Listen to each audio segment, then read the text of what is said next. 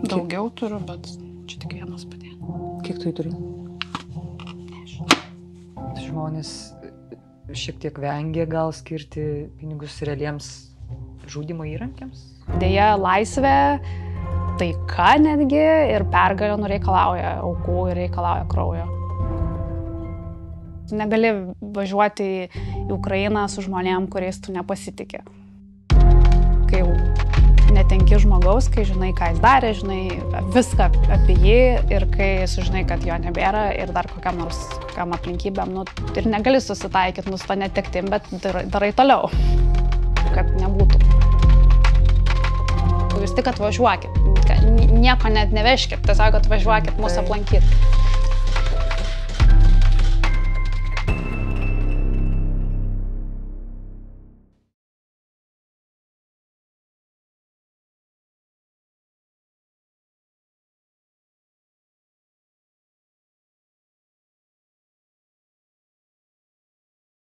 Aš pagalvoju, kad šitas pokalbis jisai gali būti kaip Q&A. Žinai, kaip būna kine parodo premjerą ir paskui susirenka kūrėjai, ten aktoriai, režisieriai, prodiuseriai ir vyksta Q&A su žiūrovais, klausimų atsakymų sesija.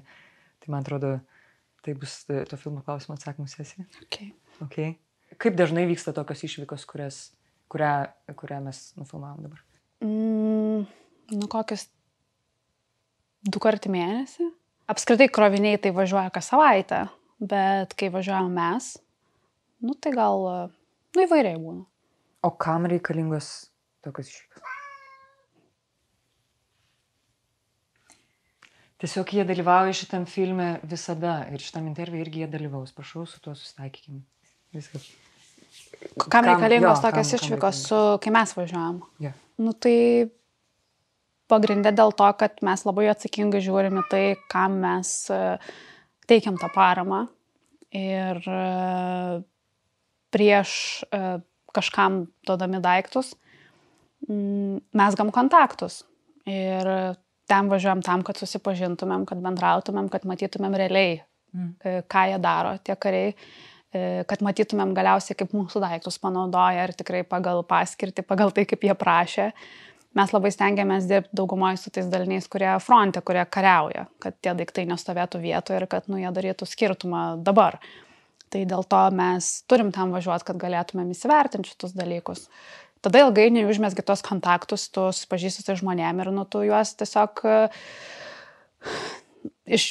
toks dar tretinis dalykas, tai tas, kad ir nori juos pamatyti ir nori pabendrauti, kas jiems irgi suteikia labai daug gerų emocijų, kad kažkas atvažiuoja iš kitos šalies, tiek kilometrų nuvažiuoja, kad juos pamatytų, kad duotų kažką ir kad pabendrautų ir kad palaikytų. Tai čia tokie keli momentai. Tu esi pasakojus, kad kartais reikia daryti tokią kontrolę, ar tikrai tarkim, siunčiami daiktai nenusėda vadovų sandėliuose, ar jie tikrai pasiekia karius? Kai mes jau duodam, tai jau jie taip nenusėda, nes mes jau žinom, kur ir ką daryti, bet tiesiog kartais būna, kad karys koks nors prašo daiktų, bet negali oficialiai to apiforminti, nes jo vadas pasiims tą daiktą, nes ten, tarkim, mašina geresnė negu vado, tai kaip tas vadas važinės. Bet čia taip, tokie pavieniai atvejai ir visur yra vis tiek žmonės ir visur visko pasitaiko.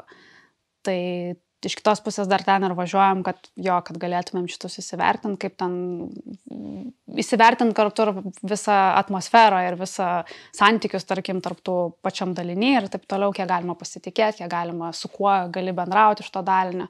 Nes skirtingų tų prašymų sulaukiam. Iš to vienos brigados gali skirtingų žmonių sulaukti prašymų ir tada bandai vertinti. Tai tą geriausia padaryti vietoje, negu nematant nuotoliniu būdu. Kitas dalykas, daug labai yra kontaktų užmegzta jau per tuos 8 metus. Tai, o per tuos kitus kontaktus užsimezga kiti kontaktai ir dar kiti ir taip tokios pažintys, tada gaunasi toks gan platus ratas. Tai jie žino, kas mes esam, kodėl mes važiuojam ir dažnai ir kviečiasi mus, kad būtent parodytų, ką jie veikia, kad mes darom tą ir tą ir mums reikia to ir to ir jūs žiūrėkit, mes tikrai tą darom ir jeigu mes nenuvažiuojam, tai jie siunčia video, kaip jie dirba ir panašiai. Mes visko negalim viešinti dažnai, nes tiesiog per daug informacijos kažkokios atsiskleistų. Kaip pasklido apskritai tarp karių šitą žinutę? Turiu galvoje, kad tikriausiai fondas prasidėjo kažkada nuo asmeninių lėšų ir 1 ar 2 smulkių poreikių patenkinimo, dabar tas fondas yra jau didžiulė organizacija, kuri labai didelius poreikius tenkina. Nuo pat tuo Maidano ar tų 14-15 metų, tai vis tiek mūsų toksai buvo, visko reikėjo tuo metu kariuomeniai. Visko absoliučiai, žmonės kariaudavo su sportbačiais. Tiesiog buvo toks labai stichiškas, kariuomenėgi buvo visiškai nepasiruošusi tam, kas įvyko Donbase, Krymo okupacija ir panašiai, dėja daug kas ir pasidavė ir taip toliau. Tai daug savanorių išėjo ir jiems reikėjo pagalbos ir Jonas su Paulium pradėjo šitą organizaciją, kūrė ir mes tada vežėm praktiškai viską. Nuo rūbų iki trūko ten higieną, tiesiog visko realiai. Tada šiek tiek jau po metų 2 ta kariuomenė šiek tiek sustiprėjo, bent jau pradėjo patenkinti savo tos pagrindinius tokius poreikius. Tada mes pradėjom daugiau irgi dėmesio skirti tokius irgi specifinius dalykus, ten dronai, optika. Bet aišku, mūsų tie finansai buvo žymiai mažesni negu per šį nuo vasario mėnesio. Tai tiesiog buvo keletą tokių dalinių, kuriuos mes irgi dirbom tam, kad užmėgstumėm ryšį, kad juos pažinotumėm, žinotumėm, kad dirba. Ir tiesiog irgi stengiamės duoti daiktus į tas vietas, kur ten vyksta veiksmas, nes kokiais 17-18 viskas tai buvo šiek tiek, toks lėtas tas konfliktas buvo, labai mažai kur kas vykdavo. Tai mes taip stengiamės. Tada, kai viskas prasidėjo vasario mėnesį, mes labai išaugom. Tai aišku, vėl atsitiko tas pats, kas kariuomenė buvo pasiruošus, bet labai daug atsirado visokių naujų žmonių, kurie ėjo kariauti, ten teritorinės gynybos dalinių, visko, ar šiaip į pačią kariuomenę, jiems visko trūko, nes tiesiog labai didelis kiekis vienu metu. Tai mes tada irgi stengiamės tas apsaugos priemonės labai dėti daug pastangų, lemenės, šalmus ir taip toliau, bet tada vėl plius minus taip apsistovėjo, dabar vėl koncentruojamės į tuos dalinius, kurie dirba fronte ir ko jiems reikia tokių spec daiktų, kurie, pavyzdžiui, negauna iš kariuomenės arba labai sunku gauti. Ten dronai, optika. Jie gauna dabar daug iš sąjungininkų, bet vis tiek ne visi. Ir ten ne iki visų, pavyzdžiui, ateina. Taip jau yra, labai daug žmonių, bet daiktų tiek nėra. Ir mes stengiamės tos poreikis identifikuoti. Tos žmonės, kurie tikrai moka tais daiktais naudotis ir juos naudos ir darys skirtumą ir tada tos daiktus tiekti. Tai taip mes dirbam. Kodėl tu iš vis pasirinkai šitam kare padidinėti kariams, o ne, tarkim, civiliams ar gyvūnams? Taip, mes padėdavom dar ir kažkiek civiliam iš tų regionų, Donbaso ar panašiai, bet prasidėjus viskam vasario mėnesį, taip tiesiog tokią pasirinkom kryptį, nes labai nemažai organizacijų, kurios dirba humanitariniais tikslais, tiek Lietuvoje, tiek užsienį, ir, kaip žinia, visą laiką vežti daiktus, kas yra humanitariniais tikslais, yra žmonėm lengviau. Ir lengviau surinkti gal, ir kažkaip, ne taip baisu. Nors šiais jau dabar per šį karą, tai jau kaip ir nebebaisu, jau mums pradėjo net, jeigu anksčiau prieš šitą karą būdavo, kad ko jūs ten ginklus vos nevežat ir ką čia vaikam padėkit, tai dabar jau gaudavom, pirkit ginklus. Tai jau aišku pasikeitė tas. Bet vis tiek yra dalis žmonių, kurie daugiau taip yra kažkaip, ale švelniau. Ir kažkaip pagalvojom, kad vis tiek bus daug, kas užsiims tuo, bet tą, ką daro mes, vis tiek nebus tiek daug žmonių. Tai nusprendėm, kad tiesiog tą kryptį turėsim, kad 9-8% tikrai skirt kariam. Aišku, viską pasitaiko, tu ten važiuoji, pamatai kažkokias situacijas, kur tiesiog kartais ir civiliam, kartais ten gyvūnams, bet vis tiek daugumoje beveik 100% tai kariam. O kaip tu galvoji, kodėl taip yra? Kad žmonės šiek tiek vengia gal skirti pinigus realiems žudimo įrankiams? Tu gali kaip nori žiūrėti, tu gali žiūrėti, kad tu giniesi su juo, ką šiaip daro ukrainiečiai, jie ginasi, bet besigindamas tu ir žudai žmonės, rusus, ir taip yra. Ir kai kuriems žmonėms labai sunku matyti šitą priimti realybę. Karas, tie baisumai, mirtis ir taip toliau yra žiauriai toli nuo jų kasdienybės ir jiems tą priimti sunku. Ir jeigu dar jie į tai kreips dėmesį, skirs savo lėšas, tai tarsi priartės. Galbūt taip. O to pačiai reikėjo nuėti kažkokį kelią, kad priimtum tai? Ne. Mano kažkaip ir toksai noras buvo, kai aš prisidėjau prie šitos veiklos, dar prieš 8 metus, tai dėl to, kad aš norėjau kažką realiai daryti. Jo, aš padėčiau galbūt ten kokiam žmogui, jeigu ten, nežinau, rūbus jam nupirkčiau ar batus, bet man kažkaip atrodė, kad reikia dėti pastangas į tą pergalę ir į gynybą, kad pas mus čia nebūtų. Tai o dėja laisvė, nežinau, taika netgi ir pergalė reikalauja aukų ir reikalauja kraujo.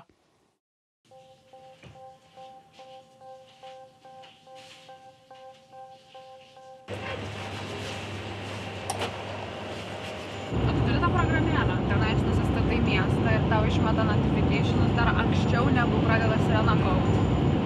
Šitas yra MMC, čia tai ne viena. Viskas mano problema išspręsta. Čia aikštelė, ne? Tada tu čionais ateik prie tų vartų. Sveiki atvykę.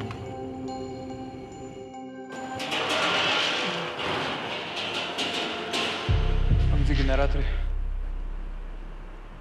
Hi,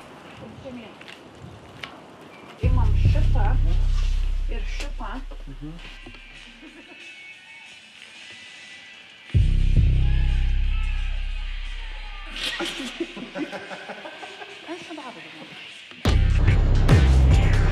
I can choose not to go at all. Helmet.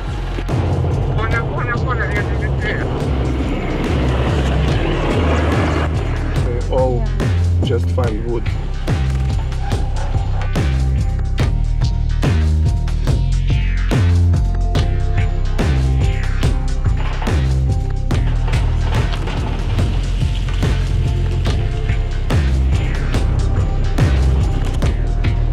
Когда ты видишь, когда там, гражданские разлетаются руки-ноги, да, там, это уже другое.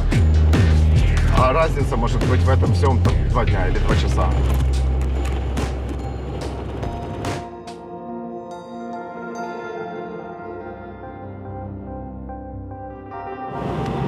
You will see it different. What change? You will be amazed. Papasakok apie žmonės, kurie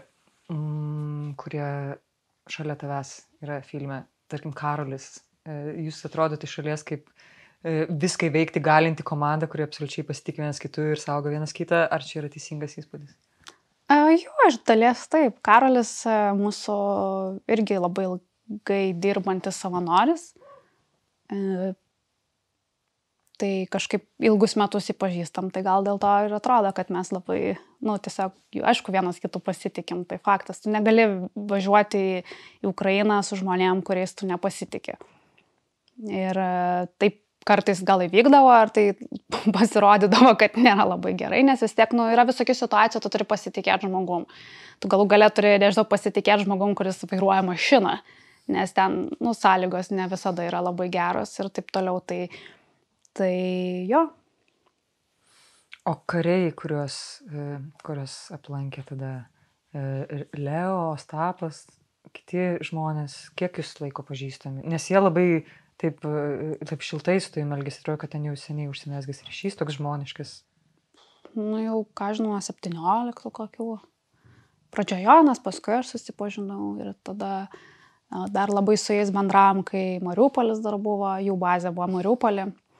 Tai ten visai, kad važiuodavom, visai, kad ten pernakvodavom, ten praleisdavom laiką, tai kažkaip ir mes su jais mes dirbom visus tos metus, nes jie, buvo tie žmonės, kurie nebijojo daryti dalykus, galbūt ne visada tokie, sakyčiau, prieš sistemą ir tokie labai kūrybiški, nes jie visi nėra kariai pagal savo specialybę, jie visi prisijungė ten 15 metais, 14, kadangi visi turi išsilavinimus, tai tapo karininkais, gavo, žodžiu, tos laipsnius, bet jie visi tokie kūrybiški labai, nes kitokie.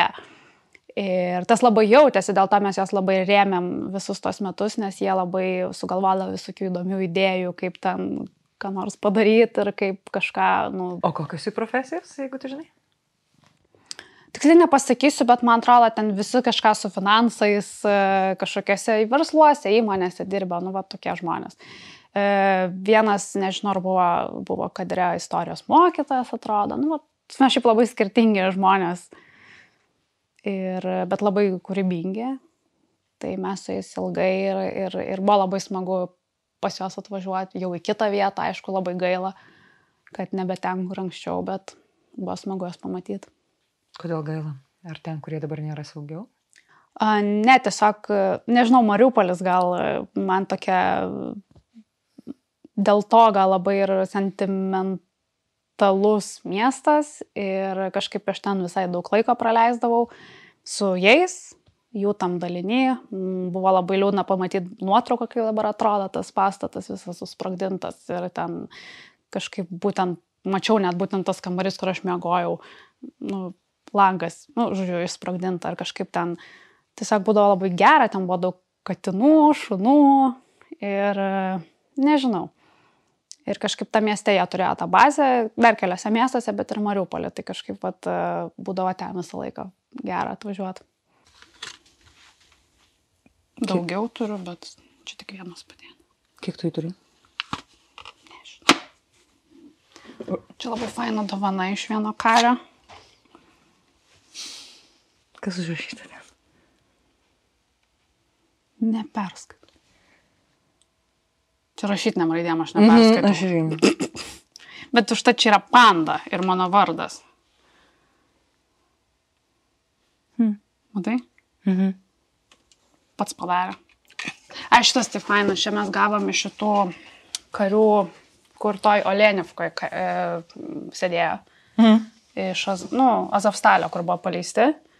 Mes jiems davėm daiktų, kai jie dabar pasileido, tai mums padovanojo tokią vėliavą.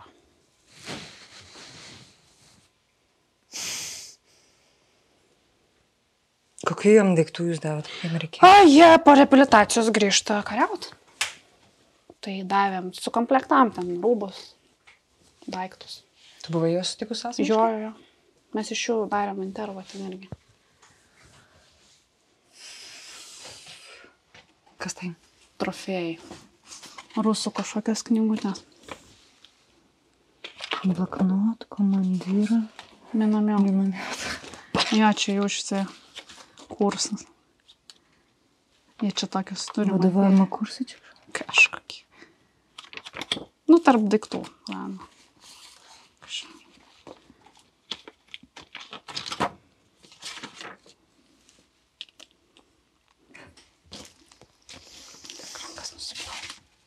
O kodėl šios laikai namuose?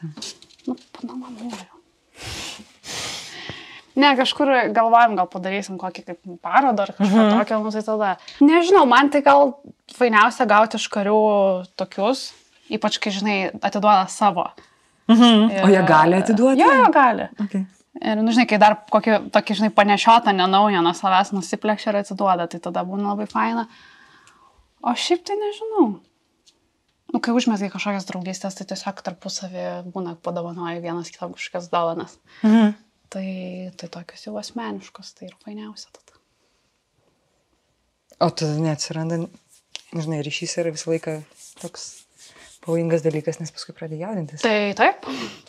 Aš nesakyčiau, kad aš dėl kiekvieno žmogaus, kuris man rūpi, tarsi mes tos žmonės, kuriuos aš ten pažįstu, kad aš kiekvieną sekundę dėl jų jaudinas, aš žinau, ką jie daro ir aš susitaikiau gal su tuo, kad aš kiekvieną minutę galiu išgirsti kažkokią naujieną. Tiesiog, aš apie tai negalvoju pastoviai. Tai jo, užeina kartais kažkokių minčių, kad kažką pagalvoji, prisimeni ten, dar kažkas, gal kažkiek, taip, ar šiaip kažkokias emocijas labiau paima, tai tada jo pagalvoju, bet stengiasi apie tai negalvoti, jie dirba savo darbą, aš dirbu savo darbą ir aš labai noriu, tiesiog padaryti tiek geriau, kad jiems būtų geriau ir kad jie, kiek įmanoma būtų saugesni ir kiek įmanoma daugiau padarytų. Bet aišku, yra buvę, kada sužinojau labai liūdnų naujienų, tai labai sunku kažkaip. Jau su šitu tai tikrai negali susitaikyti, negali taip bukai pasižiūrėti kaip į visą kitą, kaip ten į visus kitus dalykus, bet kai jau netenki žmogaus, kai žinai, ką jis darė, žinai viską apie jį ir kai sužinai, kad jo nebėra ir dar kokiam aplinkybėm, su to negali susitaikyti. Bet, nu, ir negali susitaikyti, su tą netektim, bet darai toliau, kad nebūtų. Filme irgi matosi, kad kelionė jūs gyvenat viešbučiuose ir tie viešbučiai iš pirmo žvilgsnio gali atrodyti šiek tiek prabangus. Tai kažkam tikrai gali kilti klausimas, ar, kodėl fondų lėšus naudojamos šitai prabangai ir ta. Čia ukrainietiška prabanga. Papasakok, kas ten per viešbučiai ir kodėl jie taip gerai atrodo ir ar tikrai jie labai, labai brangus. Ne, tiesiog, nežinau, gyvenam viešbučiuose, nes bevažiuojant reikia pailsėti ir taip toliau, nes kelias yra žiauriai ilgas. Ir tu tiesiog pavargsti tiek vairuoti, tiek sėdėti ir tu tiesiog pavargsti nuo labai ilgo kelio ir išsimiegoti normaliai, kad tu galėtum kitą dieną dirbti efektyviai ir gerai, tau to reikia. O randi tos viešbučius, kurių yra, nes vienose miestuose yra tik vienas viešbutis, kitose yra daugiau. Tai, o prabangus jie atrodo gal dėl to, kad ten tokia biški slaviška prabanga, kaip galėjot pamatyti su pauksuotais auksais, kurie lupasi. Tai čia gal dėl to, bet, mes kaip fondas šiaip paskaičiavom, nes visą laiką mums irgi atrodė, kad reikia kuo mažiau išleisti pinigų administraciniam išlaidom, bet mes paskaičiavom, kad mes išleidžiam labai nedaug, labai mažai palyginus su kitom NGO, nevyriausybinėm organizacijom. Ir vėl ilgainiui per šitus kelis mėnesius mes supratom, kad investuoti į tiek asmenų dirbančių skaičių, tiek į kokybę ir jų, komfortą gal negaliu pasakyti, tokiam sąlygom, bet tiesiog, geras darbo sąlygas yra svarbu, nes yra skirtumas, jeigu darbuotojas važiuos į frontą ir veš daiktus su mašina, kuri neužstriks ir nesuges, o jeigu jis važiuos su kokia nors sena, bloga mašina, kuri užsilenks pakeliu ir dar jisai gali pakliūti kažkokias blogas situacijas, tai irgi taip neturi būti. Tai mes supratom, kad darbuotojų komfortas ar geros sąlygos yra žiauriai svarbu, kad žmogus gerai dirbtų ir kad jisai jam būtų lengviau, nes sąlygos yra sunkios, emocinė aplinka yra žiauriai sunki, nebūtinai būnant Ukrainoje. Būnant čia Lietuvoje, tai yra irgi žiauriai sunku ir visi yra pervargę, nes visi dirba realiai 24/7. Atostogų mes nesam turėję jau ilgai ir visi tikrai yra pervargę ir jeigu tu dar pasakytum žmogui, kad tu turi, gal tu čia, nežinau, lauke pamiegok arba važiuok su mašina, kuri nevažiuoja, tiesiog tai yra nesąmonė. Ir mes nusprendėm, kad taip neturėtų būti ir kad žmonės turi turėti geras darbo sąlygas. Jie irgi kariauja, galima sakyti taip. Mes irgi kariaujam. Mes kitaip kariaujam, bet mes prisidedam. Juk kariai irgi gauna algą, kurie kariauja Ukrainoje.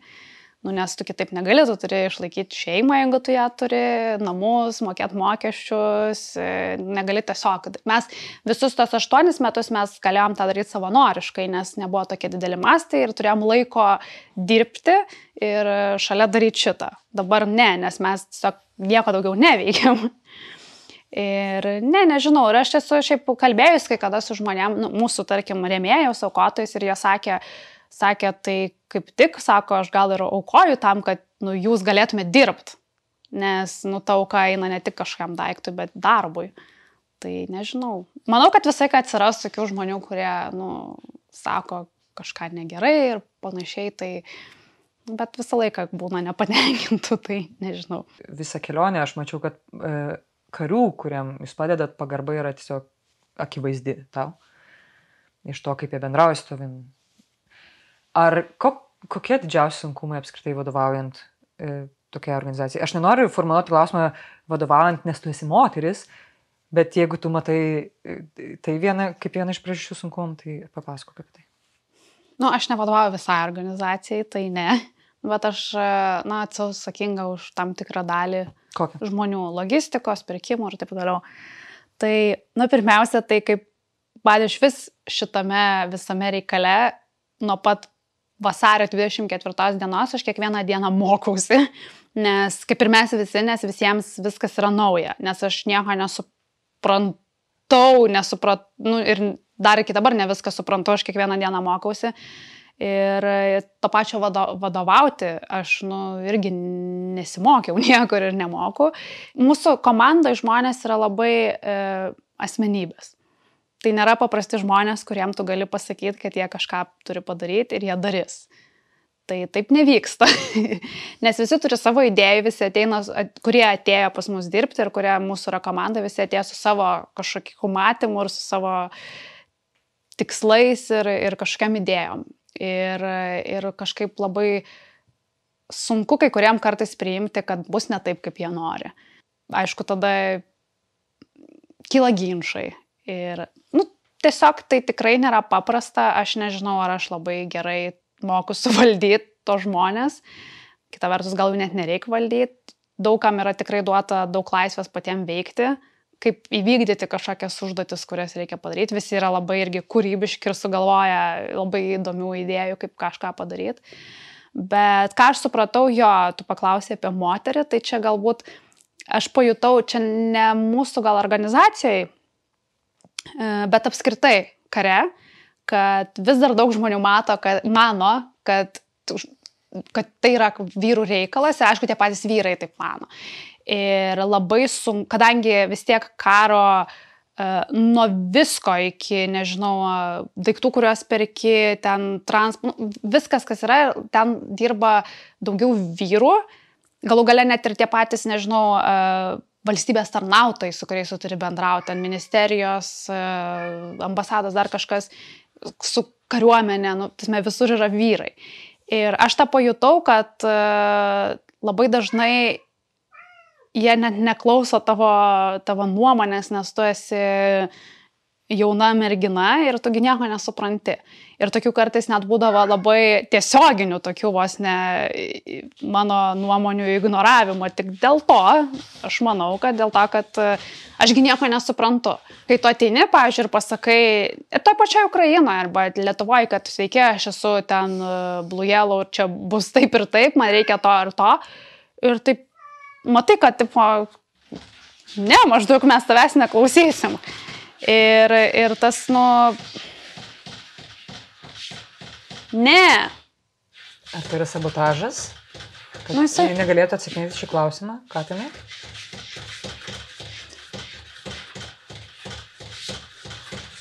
Aš jo neleisiu, nes ant visko numėtis. Ir mes paskui galėsim surinkti. Nes man atrodo, čia yra gan ko tau ten reikia? Kryptingas darbas. Ko tau ten reikia? Aš kažkaip pradėjau žiūrėti po šitos kelionės į savo katino lūkesčius kaip į įsakymus man. Tarsi jis būtų koks generolas, aš būčiau jo karys, kuris dabar tiesiog eitų ir atidaitų ir sakytų, prašom. Aš kažkaip taip pradėjau žiūrėti. Nežinau, ar tai teisinga, bet... Jis ne iš tų katinų, kurie va taip padaro, tada padaro, va taip su dviem letinam ir pabėga. Ai, gerai. Tai va, tai jo... Tai aš tikrai nekartą susidūriau su tokiam situacijom, kur labai arba tiesiogiai, arba taip subtiliai man buvo parodyta, kad aš nieko nesuprantu, nes, jauna ir dar moteris. Yra kelios scenos su kariais, kur jūs absoliučiai esate lygiaverčiai žmonės, nesijaučia jokios subordinacijos ir jaučiasi tik tai kaip ir tavo pagarba jiems, taip ir jų pagarba tau. Ir tas vyrų kariuomenės pasaulis, jis netgi labai keistai twistinasi dėl to, kad yra scenų, kai jūs tiesiog ten dalinatės katinų nuotraukom, pasakoja apie savo naminius gyvūnus ir tai yra labai žmogiška ir miela ir absoliučiai nesiasocijuoja su tuo, ką mes įsivaizduojam kaip kariuomenė, vyrų pasaulis ir taip toliau. Ne, pačiai kariuomeniai, pačiai Ukrainoje daug moterų yra ir labai daug moterų dirba aplink kariuomenę, kad jie gautų daiktus, kad jie būtų aprūpinti ir ten taip toliau ir panašiai. Tai aš manau, kad pačiai kariuomeniai tai ten nėra kažkokios šitų, kad tu moteris ir tu negali kažką padaryti, nes tiesiog esu girdėjęs labai daug istorijų iš tų pačių karių, kaip jie pasakoja apie moteris, kad jos yra ten žiauriai geros medikės, ten geros snaiperės, tas man net ir, giria. Ir matyt, ten yra, ten negali būti kažkas, ten yra tik subordinacija pagal laipsnius, o visa kita tu esi lygus. Aišku, kai ten jau prasideda asmeniniai santykiai, tai, nu, ten vėl gali būti kitaip, aš nežinau. Bet pačioj toj karu, viskas, kas va, tenais jau su karu ir panašiai, tai jo, tada yra ta abipusė kažkokia pagarba ir nesijaučia to, kad tu moteris, tai tu čia nieko nesupranti. O jeigu tu nesupranti kažko, tai tau visai atsakys.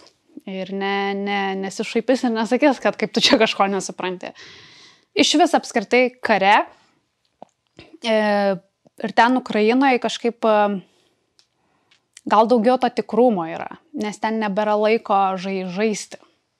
Nu, būtent, kai tu kažkur ten esi, kažką darai ir ten nebelieka laiko kažkokiam tokiam, nežinau, intrigom, ten dramom, kažkokiam nesutarimais, nes tu turi kažką padaryti ir dažnai turi dabar padaryti sprendimą ir jis gali lemti kažkieno gyvybę ir kažkaip, vat, ir kai šneku su kitais kariais, jie, vat, irgi tą patį sako iš dalies, sako, ir sunku į tą, vat, kai gauna laisvų dienų ar panašiai išeiti tą gyvenimą ir vėl grįžti tą, kur čia kažkas vyksta, kažkas kažką šneka, kažkas kažko nepatenkintas, kažkas nepasako, ką galvoja, kažkas apšneka, kažkokie intrigos ir taip toliau, kur ten viskas tikra. Jeigu tu manai taip, tai tu ir sakai, ką tu galvoji. Ir nebelieka kažkokių tokių klaustukų ir va tų žaidimų, ką mes, nu, visi, nu, taip yra. Tokių kaukių nebelabai lieka tenais ir iš dalies tenais jiems ir paprasčiau būtų matyti.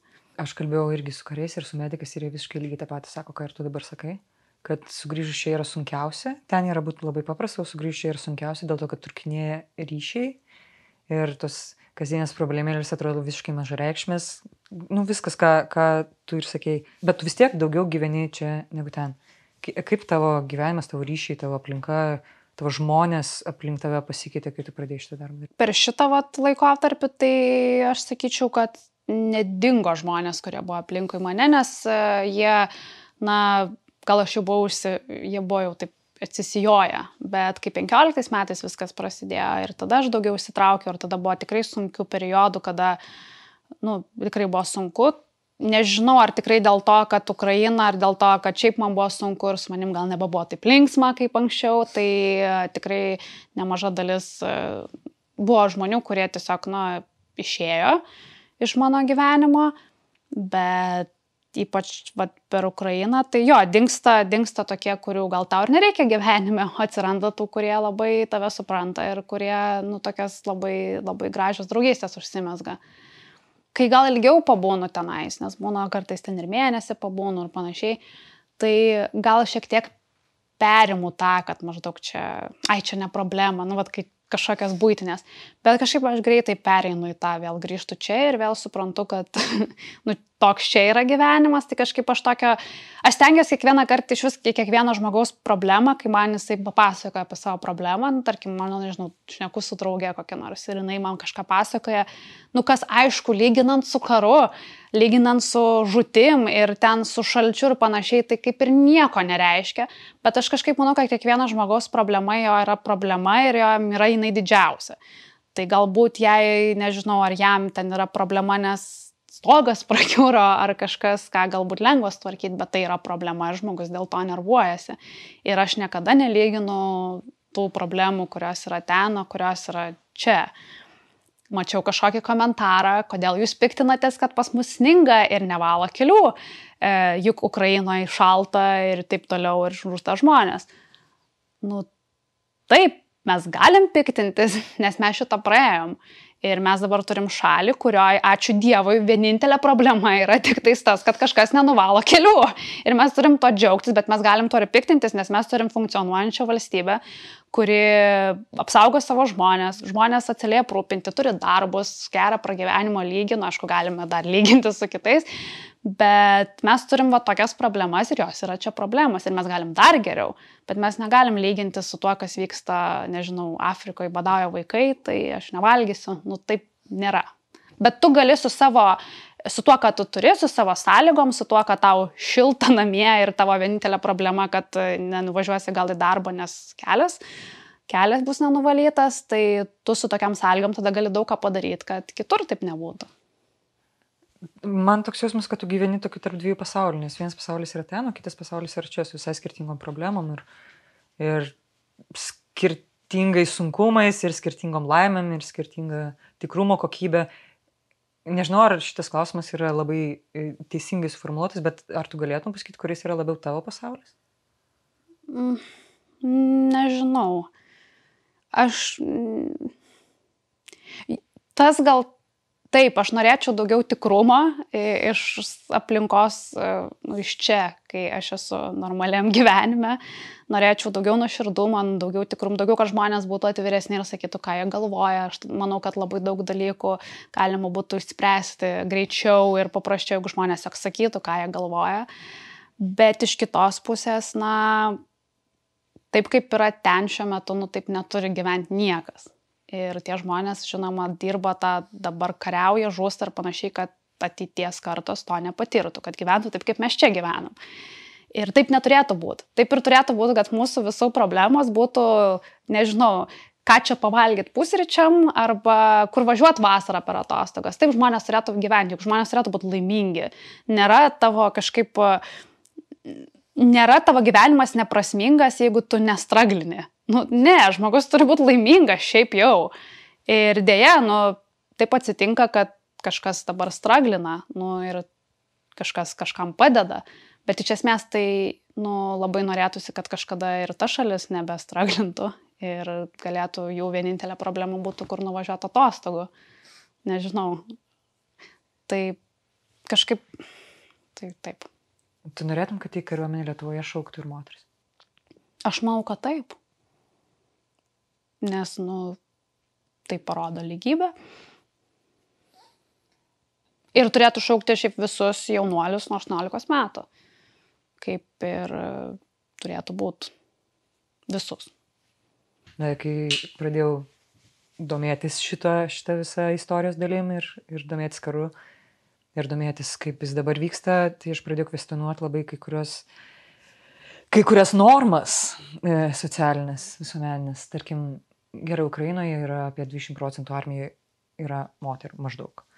Ir aš skaičius tokią knygą, baltarusų prozininkės, žurnalistės buvusios Svetlanos Aleksievič, jinai parašė nuostabią knygą. Skaičiau visas jos knygas.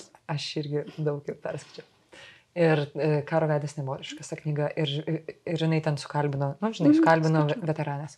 Ir vienas iš dalykų, kuris ten prasprūdo, kaip tokia absoliučiai nekalbama tema, yra, kai, tarkim, moteris išeina į karą, jos kariauja visose grandyse, visose pozicijose, bet kai jos grįžta, jų visuomenė nepriima taip kaip didvyrių, kaip kad priima vyrus, nors jos tos pačius ordinus turi, tose pačiuose mūšiuose dalyvavusios ir lygiai tą patį pavojų išgyvensius. Ir netgi priima su tam tikrų tokių atsargumu ir šiek tiek net kartais pagėža, maždaug jūs nevažiavo tenai kovoti už tėvynę, jūs važiavo ten vilioti mūsų vyrų, ypatingai iš kitų moterų.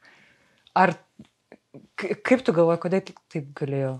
Nežinau, pirmiausia, tai vis tiek ten toj knygai parašyta apie sovietinę armiją ir visai kitokią visuomenę. Bet ten parašyta tiesiog apie žmonių santykius. Jo, bet ta prasme kažkaip aš manau, kad dabar vis tiek kitaip būtų. Aš nežinau, kiek Lietuvoj. Mums irgi gal link to dar daug padirbėti reikia dėl moterų lygybės, kur žmonės sako, kad jos visi lygus ir nėra diskriminacijos lyties atžvilgių, bet yra. Nežinau, kaip būtų čia, bet nežinau, kiek Ukrainai, tai mačiau, kad labai daug moterų yra gerbiamas labai. Lygiai taip pat sutinkamas kaip vyrai. Ir net, sakyčiau, kartais net labiau, nes neva irgi atsitiktų silpnesnė ir tu padarai tiek pat, kiek vyras. Bet nežinau, bet kažkaip sunku pasakyti, kaip čia būtų ir kaip čia bus. Ar pati tu nesulauki klausimų, ko tu ten važinėjai ir kaip tu atsakei savo juos? Tai dažnai manęs paklausia, ar aš ten važiuoju. Ir kai pasakau, kad važiuoju, labai nustemba. Ir ne visada suprantu, kodėl nustemba. Kurio pagrindo, ar kad pavojinga, ar kad mergaitė, nes kai kada įvairiai būna. Būna, kad pasako, kad čia tokia mergaitė, kaip tu ten važiuoji. Kiti šiaip sako, kad pavojinga ir panašiai. Bet kaip ir pradžioje minėjau, kad kodėl mes ten važiuojam, tai yra tam pagrindo. Ir darbo dalis yra tiesiog tokia. Norėtum ten visą laiką dirbti? Ne. Ne, aš norėčiau nedirbti šito darbo visą gyvenimą, nes nenorėčiau, kad karas vyktų visą gyvenimą, tai ne. Ar norėtum, tarkim, jeigu būtų koks nors ten sandėlis ar kažkokia vieta arčiau fronto, kurioje tu nuolat būtum, nevažinėtum iš čia į ten, bet tiesiog nuolat ten būtum? Ne, gal mano netoks darbas, tas aš visko negaliu padaryti iš čia, bet visko negaliu ir iš ten padaryti. Nu, tiesiog man reikia ir ten būti kai kada. Tai nežinau, reikia ir čia atvažiuoti, reikia būti čia, nes yra katinai. Čia yra labai svarbu.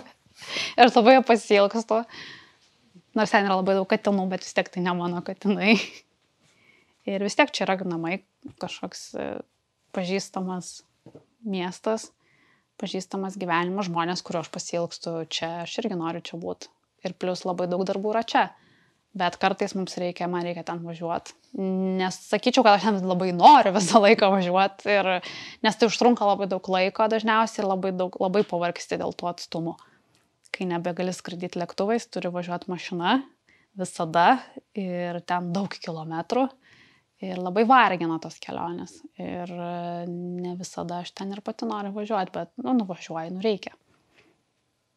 Ir kaip tu ir anksčiau sakei, ir kaip sakė visi, kurie iš ten grįžta, kad žmonės, kai atvažiuoja fiziškai ten su jais pabūti, jie tai priima kaip palaikymą ir jiem tai labai svarbu ir labai brangu. Ypač buvo tuo momentu svarbu iki šito vasario mėnesio, kada buvo toks tarsi nuslūgęs pasaulio dėmesys. Ir kai mes ten važiuodam, ne su tokiais kiekiais daiktų, ne su 100 dronų, bet gal su 1 ar 2 kažkam specifiškai nupirkę, tai tada jiems būdavo dar tai svarbiau, nes mūsų nepamiršo, mūsų nepaliko, mus prisimena ir dar atvažiuoja.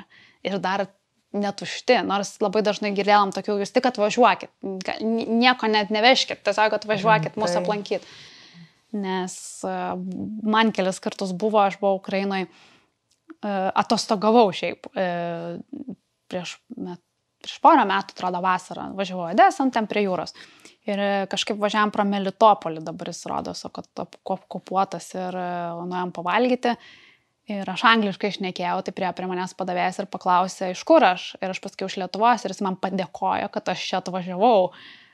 Nes, nežinau, taip toli tarsi turbūt jiems atrodo nuo tos Europos tas Melitopolis. Ir matyt, jokių turistų nevažiuoja. Ir nežinau, žmonės kažkaip visai džiaugiasi pamatę lietuvius.